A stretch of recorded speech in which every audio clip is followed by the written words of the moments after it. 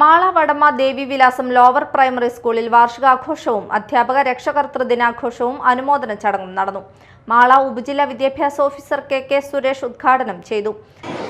അത് നമ്മളൊരു ചടങ്ങായി നടത്തിയ ഒന്നല്ല, മനസ്സിൽ തട്ടി അധ്യാപകരുടെ കൂട്ടായ പ്രവർത്തനത്തോടുകൂടി ചെയ്തു തീർത്ത ഒരു പ്രക്രിയയാണ്. ഞാൻ ഹൈസ്കൂളിലെ ഹെഡ് മാസ്റ്ററായിട്ട് ഇരിക്കുന്ന സമയത്ത് തന്നെ എനിക്ക് മനസ്സിൽ ഉദിച്ച ഒരു ആശയമാണ്. നമുക്കിപ്പോൾ ഗവൺമെന്റ് സമഗ്ര ഗുണമേന്മ വിദ്യാഭ്യാസ പദ്ധതിയുമായി ഒട്ടാണ് നമ്മൾ മുന്നോട്ട് പോയിക്കൊണ്ടിരിക്കുന്നത്. നമ്മുടെ ഈ പ്രൊജക്ട് സമഗ്ര ഗുണമേന്മ പദ്ധതിയുടെ ഭാഗമായിട്ട് തന്നെ നമ്മൾ നടപ്പിലാക്കിയത്.